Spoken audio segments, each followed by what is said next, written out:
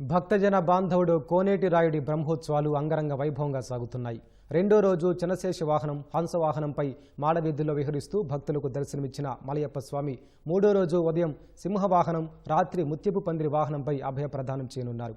బ్రహ్మోత్సవాల వేళ అటు మూలమూర్తులు, ఇటు ఉత్సవమూర్తులను దర్శించుకునేందుకు తరలివచ్చిన భక్తుల గోవింద నామస్మరణలతో తిరుగిరులు మార్మోగుతున్నాయి.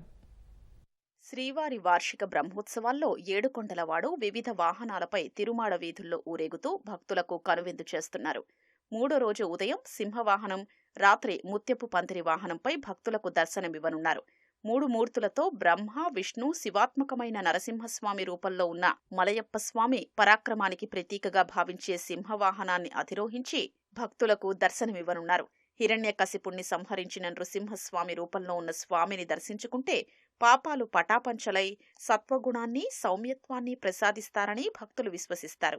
సింహవాహనంపై స్వామివారిని దర్శించుకుంటే దుష్టభావాలు తొలగి మంచి భావాలు కలుగుతాయన్న నమ్మకంతో సింహవాహనం దర్శనానికి భక్తులు అధికంగా తరలివస్తారు. స్వామికి రెండు నేత్రాలు.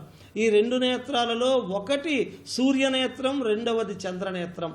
మనలో ఉండేటువంటి చెడు గుణాలన్నిటినీ కూడా పోగొట్టింపచేసి చక్కని ఆహ్లాదభరితంగా ప్రహ్లాదుని దగ్గరకు తీసి ఏ విధంగా అనుగ్రహిస్తారో ఆ స్వామి ఆ విధంగా మనల్ని అనుగ్రహించటం కోసం ఆ స్వామి మనలో ఉండేటువంటి చెడు భావాలన్నిటినీ కూడా నశింపచేసి మంచి భావాలతో ఆ స్వామి మనల్ని బాగా ప్రేరేపింపజేసి మనల్ని అనుగ్రహిస్తాడు అనేటువంటి దానికే ఈ సింహవాహన సేవ అనేటువంటిది ప్రధానంగా నరసింహస్వామి అవతారంతో ఆ వీధి ఉత్సవం జరుపబడుతుంది. ఆ స్వామి మనల్ని అనుగ్రహించటమే ఈ ప్రధానమైనటువంటి ఉత్సవం యొక్క అంతరార్థం. బ్రహ్మోత్సవాల మూడో రోజు రాత్రి ముత్యపు పందిరి వాహనంపై స్వామివారు ఉభయ దేవేరులతో విహరిస్తారు. తెల్లటి ముత్యాలతో రూపొందించిన 4 స్తంభాలు, శిఖరంతో కూడుకున్న బంగారు పందిరికి ముత్యాల సరాలు, తోరణాలు, కుచ్చులతో వాహనాన్ని సర్వాంగ సుందరంగా అలంకరిస్తారు. శ్రీదేవి భూదేవి సమేతుడైన మలయప్ప స్వామి శ్రీకృష్ణుడి అవతారంలో రుక్మిణి సత్యభామలతో కలిసి ముత్యపు పందిరి వాహనంపై భక్తులకు దర్శనమిస్తారు. భాగవతంలోని కొన్ని ఘట్టాల్ని ఆవిష్కరిస్తూ స్వామివారికి చేసిన అలంకారాలు భక్తులకు కనువిందు చేయనున్నాయి. చిత్తశాంతి కోసం మానవులు కలియుగంలో చాలా ప్రయత్నిస్తూ ఉంటారు. కనుక అటువంటి వారికి చిత్తశాంతి, మనోనైర్మల్యం సిద్ధించాలి అని అంటే అందమైనటువంటి ఆ ముత్యాల పందిరిలో దర్శించాలి.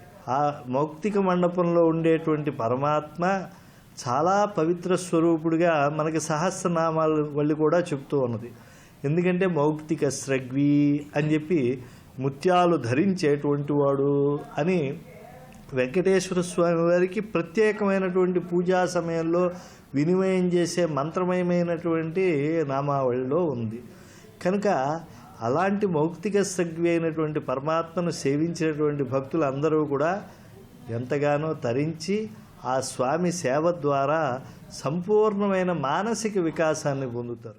వాహనాలపై విహరిస్తూ అభయ ప్రదానం చేస్తున్న స్వామివారిని దర్శించుకునేందుకు వివిధ ప్రాంతాల నుంచి తరలివచ్చిన భక్తులతో మాడవీధులు కిక్కిరిస్తున్నాయి. దేశంలోని పలు రాష్ట్రాల నుంచి వచ్చిన సాంస్కృతిక కళాకారుల ప్రదర్శనలు భక్తుల్ని అలరిస్తున్నాయి.